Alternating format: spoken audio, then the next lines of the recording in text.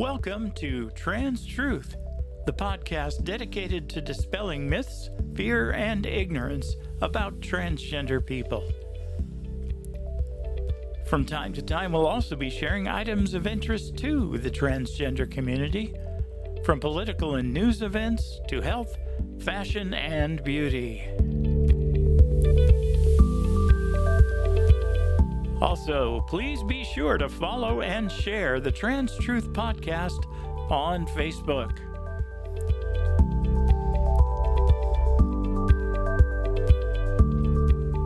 And now, here is some news and commentary that should be of interest to our listeners.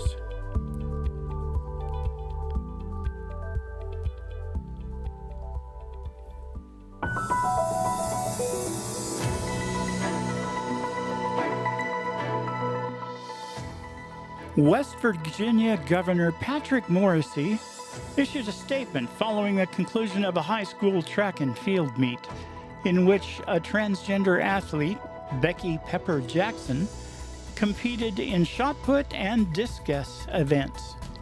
In predictably ignorant fashion, the governor's statement read in part, quote, "A boy is competing in girls' sports at the high school state track meet in West Virginia. It's wrong and unfair," unquote.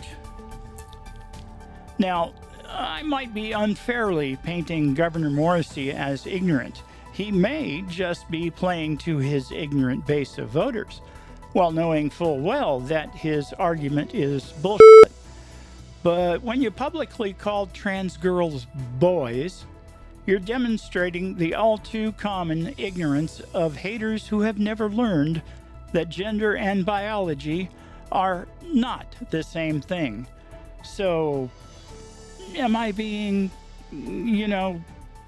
too cynical? Oh, hell no!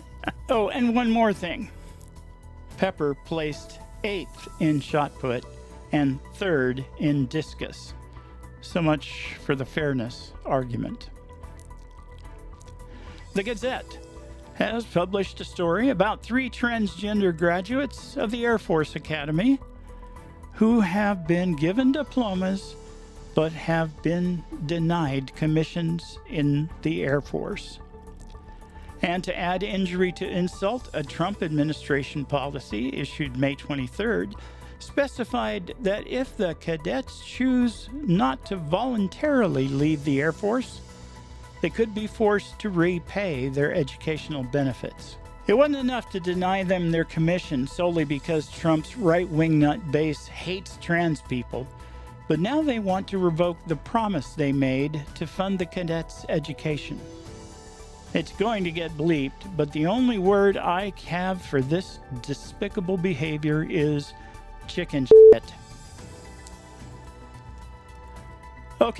Okay, yes, we've been ranting for a while now about the total uselessness of bathroom bills, often noting that there has never been a successful prosecution of a trans woman for assaulting cis women or girls in a public restroom. It does not happen. As our friend Judge Phyllis Fry points out, there are already laws against assaulting people in public restrooms. Laws targeting trans women specifically are not about protecting women and girls, but they are all about animus towards trans people. Now, while we've been ranting, them intellectual elites at the Williams Institute at UCLA School of Law have been doing all that science stuff to study the issue. Okay, they published their study in 2018, but we've been busy, bitches. Anyway, the study found that, quote, "there is no evidence that letting transgender people use public facilities that align with their gender identity increases safety risks," unquote. Yeah, we've been saying that for a while now. The study's lead author, Amira Hazenbush, points out, quote, "opponents of public accommodations laws that include gender identity protections often claim that the laws leave women and children vulnerable to attack in public restrooms. But this study provides evidence that these incidents are rare and unrelated to the laws, unquote. It's a great article, and you're going to want to follow the links in the episode notes and read it, but we need to move on. But before we do, I need to call out NBC News for committing a sin that is all too common in mainstream media stories about trans issues. Right there, in the middle of the story, is a picture of RuPaul, a drag queen.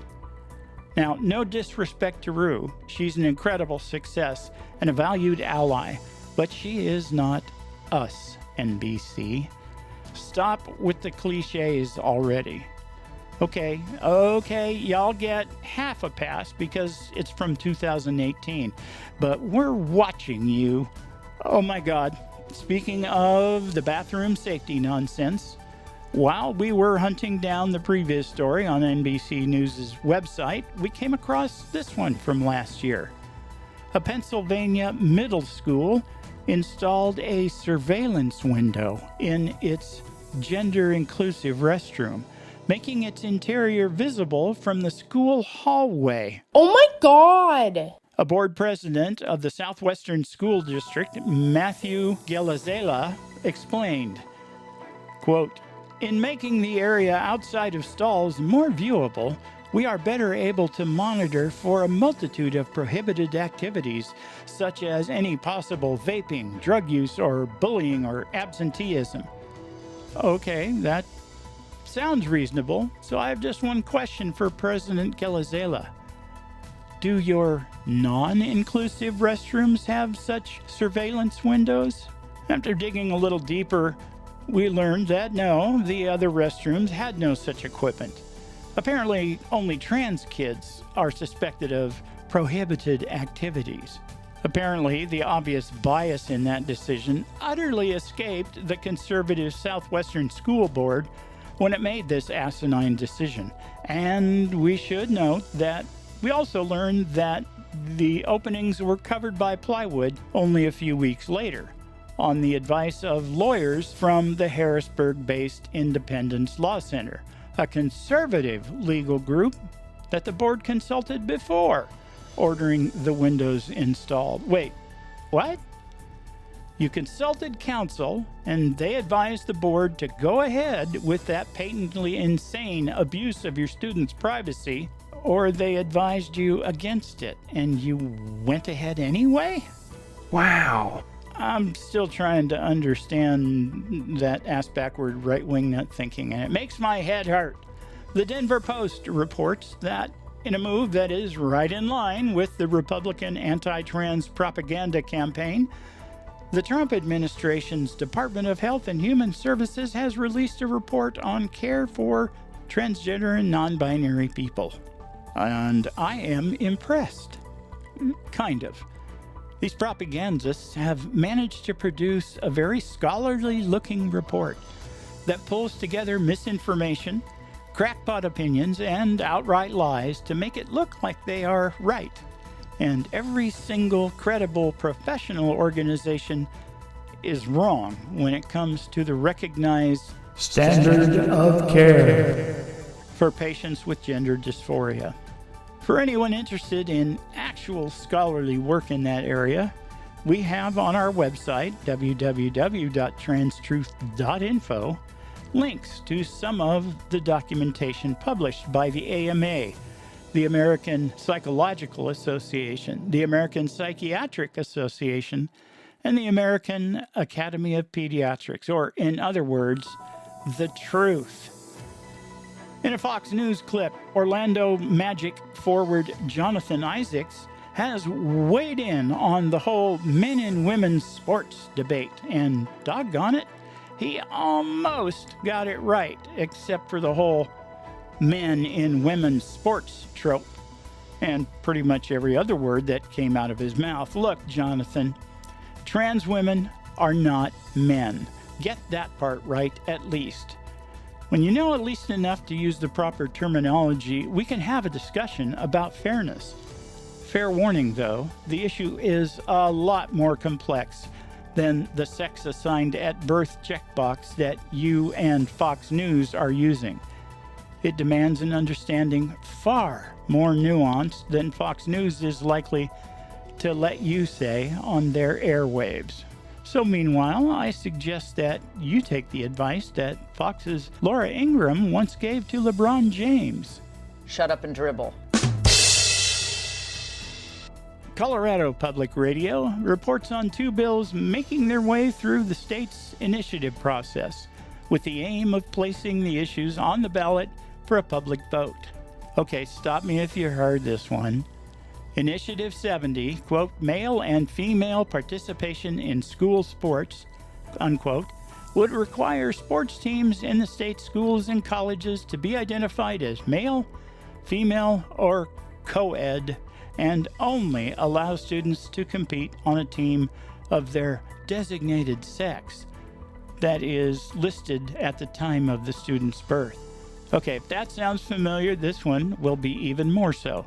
Initiative 71 prohibits certain surgeries on minors. Would prohibit surgery altering a minor's biological sex characteristic and prohibit any healthcare professional or other person from, quote, knowingly performing, prescribing, administering, or providing any surgery or related medical care on a minor for the purpose of altering the minor's biological sex characteristics, unquote. Yes, those are 2 of the same tired lies that the GOP strategists have been peddling for the last 2 or 3 years. Now, we're going to tackle trans athletics in a dedicated episode soon because the discussion requires way more attention to some of the relatively nuanced details that we just don't have time for today. That certain surgeries on minors thing is much more straightforward. There is broad professional consensus on the standard of care. And we will be talking about that and a lot of other tropes in the pile of GOP disinformation as our main topic today.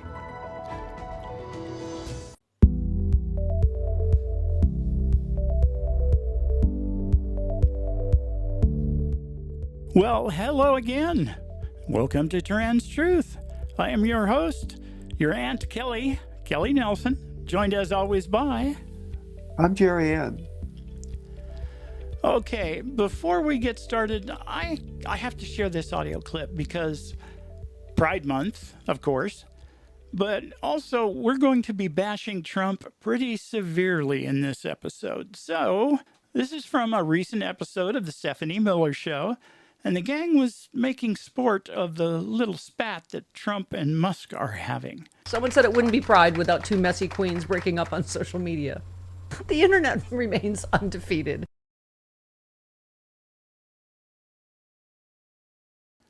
Okay, 2 words, Epstein files. I think that explains why the Orange Menace is doing his latest round of distraction in Los Angeles this time.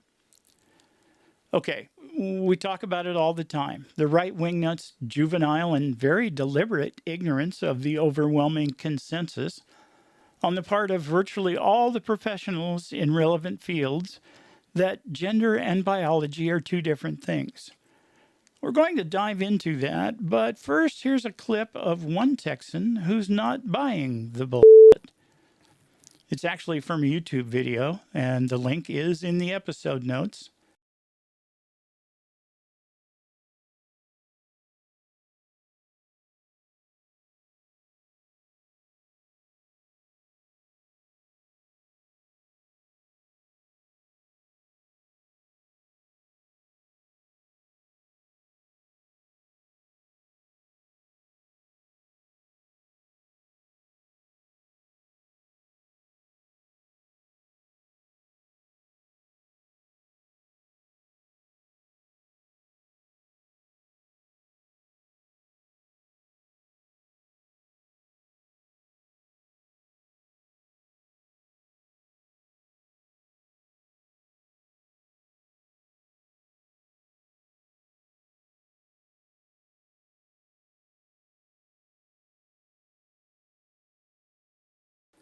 The man speaking is one Nick Berg, testifying against House Bill 229 before the Texas Senate Committee on State Affairs.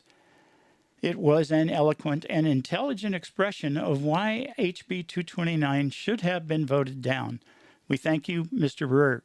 Sadly, though, HB 229, entitled An Act Relating to General Definitions for and Collection of Governmental Information Regarding Biological Sex, has been passed by both houses of the Texas legislature and sent on to the governor to be signed into law. Now, we have talked about HB 229 in previous episodes, and we have talked about the pervasive common sense belief that gender identity is defined by biology alone, as we learned in fifth grade health class. And we have talked about the actual experts who study such things, experts like the American Psychiatric Association, the American Psychological Association, the American Medical Association, and the American Academy of Pediatrics.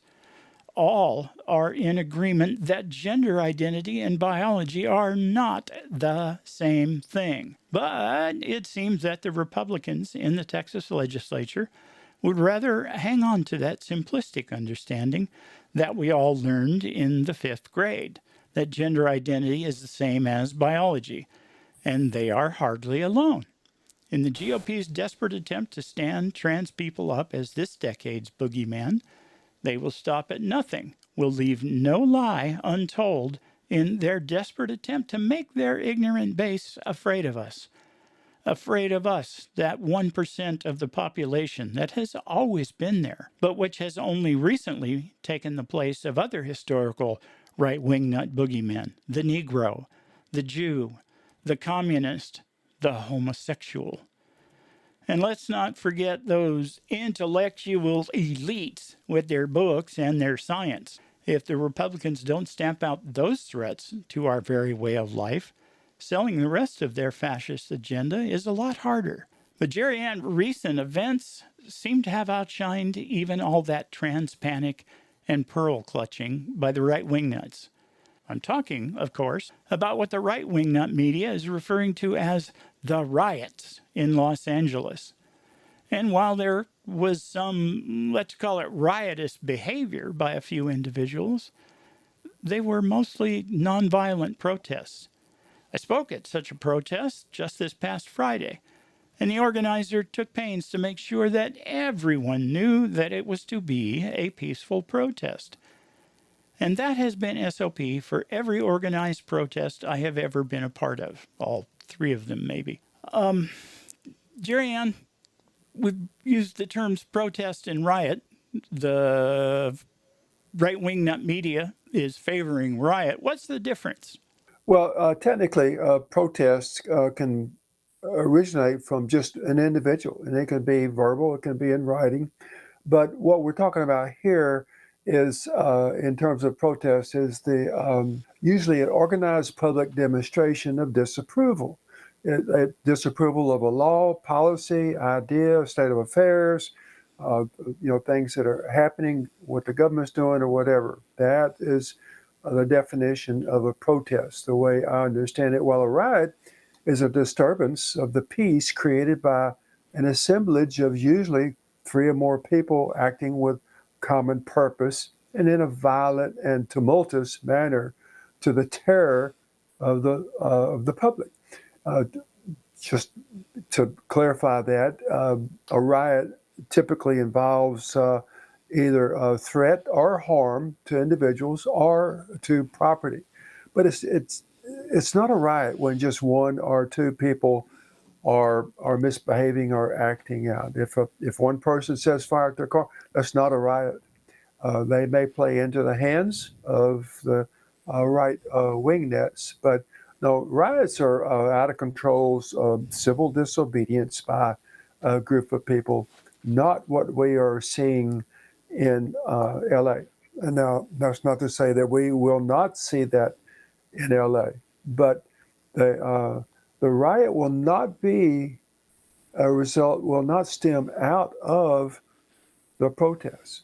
I would venture to say that the riot is going to stem from the overreaction to the constitutional right of protest and demonstration. Yeah, I gave you a lot to unpack there. you did, and as you were describing it, and I was thinking, of course, about the protests going on in Los Angeles and the massive protests scheduled for No King's Day this Saturday across the country, and it dawned on me. Obviously, there's a whole bunch of people, a whole bunch of citizens who have grievances that they are protesting about, and maybe some grievances are provoking that riotous behavior. Obviously, somebody in LA had a bone to pick with the Waymo self-driving cars.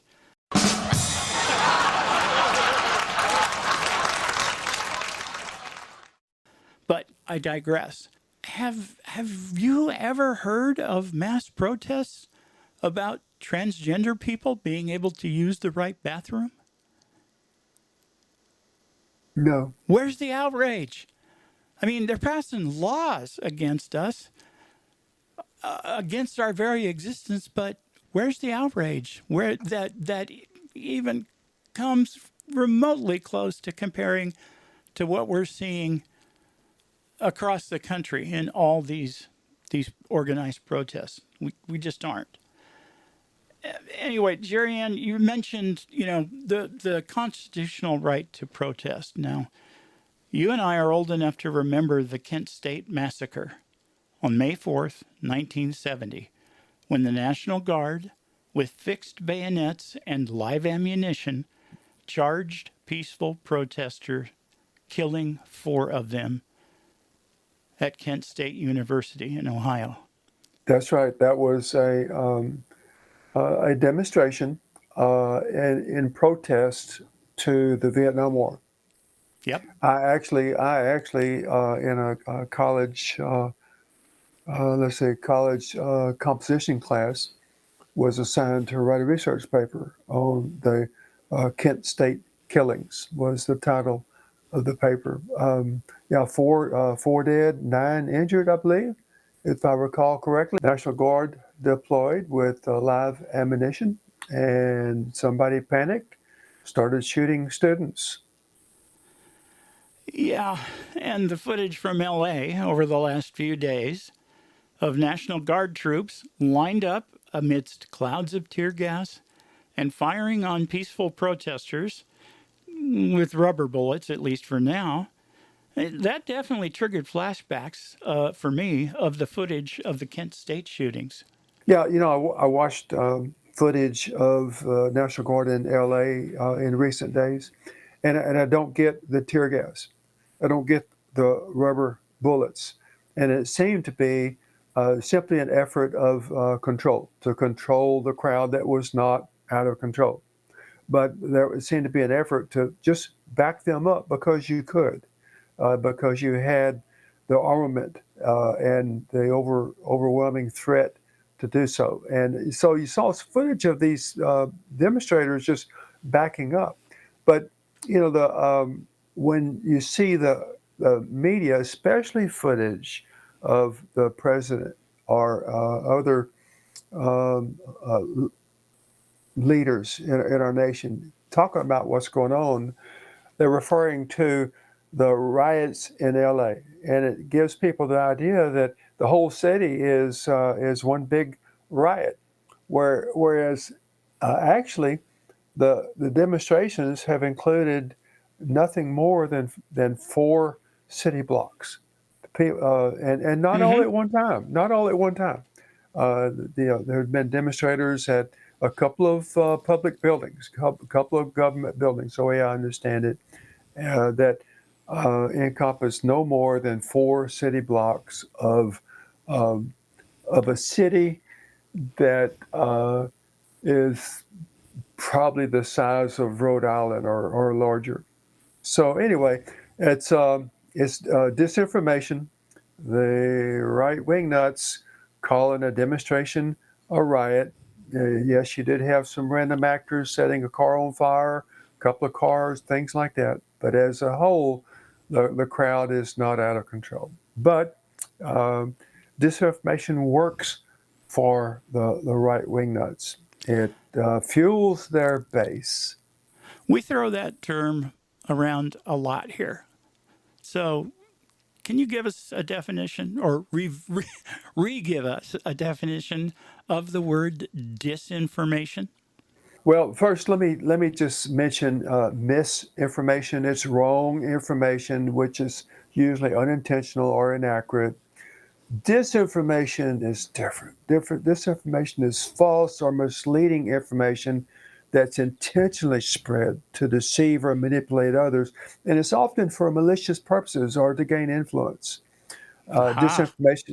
Disinformation can have serious consequences too. Like, get this, see if this rings a bell. Undermining trust in institutions, exacerbating political polarization, and even inciting violence. That is what disinformation can do, and unfortunately, way too often used for. To gain influence. We've given a lot of examples about that today and pretty much in every episode. You know, the right wing nuts reliance on disinformation about trans people, about gender identity, is there to take the place of those historical boogeymen, the Jew, the Negro, the communist, because those are right out of fashion now. But you can bash the trans community and tell stories about horrible things that would happen in public restrooms and the unfairness of men competing in women's athletics, and it's fertile ground. Why do they do that? Well, I think there are probably several reasons. I've not really dissected this, but for on one hand, um, it's a weak population. There's no militia. There's no trans militia that I know of. There's no army. There's no armament. I've got a deer rifle and a bird gun. Um, I could use that, I guess. I Oh, don't don't don't don't don't give them ideas. don't want to, but anyway, yeah. There's it's a weak population, very small in numbers, 1% perhaps of the population. A lot of them in hiding, but there's no fight back. There's no threat to picking on that population. So that's uh, that's one reason, and another is lack of understanding. Lack of understanding, fertile ground for plugging in the disinformation. Yep. Yeah. And So, and I'm sorry. Go ahead. well, I was just going to say, when there's a lack of knowledge, then you can offer whatever definitions and explanations you want to. Yep. And obviously, it has been effective. And bless their hearts, the Democratic Party has fallen for that bait yet again. Yes, They yes, allowed the last general election to be all about all these threats to our way of life from the trans people and the drag queens, while the real goal, the real issue was fleecing the American taxpayers for the 1%. I hope they wake up, but let's get back to Los Angeles. We're now learning that Trump has ordered 700 active duty United States Marines to attack the protesters. The yeah, Marines are yeah. trained for one thing, killing the enemy, and they're very good at it. And the only tools they have for that are their weapons and live ammunition. As a veteran, I feel sorry for those soldiers and Marines. They have been given unlawful orders by a would-be dictator who cares not at all for the oath he took to protect and defend the Constitution. I know how hard it will be for those troops to do the right thing and refuse those unlawful orders.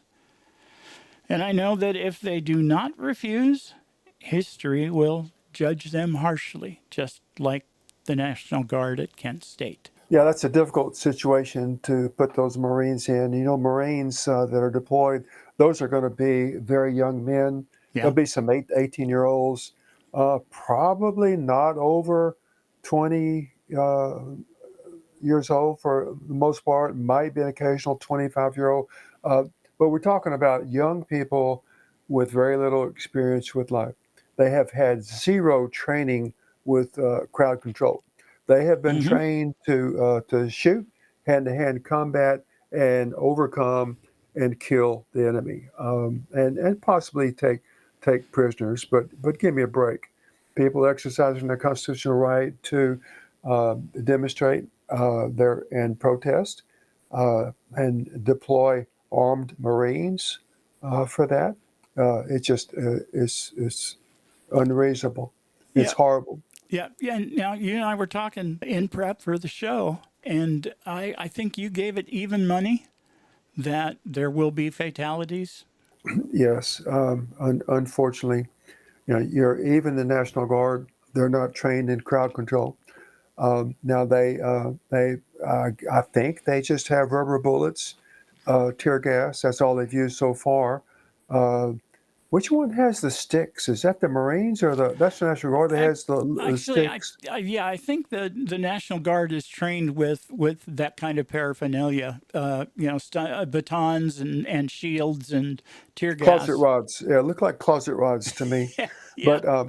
But yeah, I think they have swung the closet rods a little bit, fired some rubber bullets. They actually, did you see the video of the Australian journalist over here reporting for her news? I heard about it, but I have not seen it. Oh my gosh. Yeah, she's got her back to them and she's facing her cameraman holding a microphone, and all of a sudden she gets shot in the leg by one of the National Guardsmen. Does that count as friendly fire? Oh my gosh, I don't know. Well, but it definitely there's another flashback for you. We have seen that time and again, and not just in this country. A country's military firing on journalists. And speaking of journalists, there's been a few of them arrested, and today they even arrested. Who was it? It was a senator. Yes, it was a senator from Colorado, I believe, and he was challenging, something in the Senate, and I think it might have been the Appropriations Committee. The way I understand it, it was ICE agents actually manhandled the guy. Forced him out of the room, forced him down to the floor. I saw this. So was he an illegal immigrant? Is that why ICE got involved? Nope. They didn't like what he had to say. And how he said it. The bottom line, it's a squelching of not only free speech, but this man's particular duty. That was his job. To question, right? So far, the way I understand it, we've got a large city mayor that's been arrested, and a state representative, and now a senator. Yeah. Rachel Maddow on her Monday show this week, bless her heart, she is such a history geek. Anyway, she pointed out that these recent actions by Donald Trump's administration are the acts of a desperate and politically incompetent leader, quote unquote. It's when nothing they do works, when their policies are becoming more and more unpopular, with the governed people, they always resort to violence, and with predictable results. I, like I said, flashbacks. I can't believe we're here. I never thought I would see that again. No, Trump and his inadequate cabinet members are pitiful, desperate, frightened individuals. Inadequate. Oh, that's being charitable, Jerry Ann. Yeah, well, but they're dangerous. They're They are dangerous that, yeah. because they have the power. And all I got to say is, Kelly, when they come and get you, put you on the truck to take you to the showers, don't take a towel. You won't need it. Damn. I appreciate satire as much as anyone, but that's just a little too chilling. Oh, okay. All right. Well, we have rambled on long enough. You've got things to do. I certainly do. So, any last words for our listeners? No, just stay informed, keep your ear to the ground, so to speak, and know what's going on, and for sure keep an eye on your enemy. We do our best to point out the threats coming your way, coming our way, and just always be cognizant of that. But at the same time, get educated. Learn the words to use to in rebuttal to the disinformation. Excellent advice. And I will add, day after tomorrow, that's June 14th, is No King's Day. There will be protests, peaceful protests, we hope, in over 170 cities around the country. So if you feel the need to, get out there and do something publicly, carry a sign, just go do that Google search for No King's Protest. And I'll see you there. Last I heard, there were 1,800 scheduled protests around the country. Holy cow. All right. Thank you for listening. We will be back again soon. You have been listening to Trans Truth, the podcast that speaks the truth about what it means to be transgender. We hope that you have found this episode to be informative and enlightening, whether you are transgender yourself, if you have a friend or loved one who is transgender, and especially if you are simply looking to understand more about the transgender experience.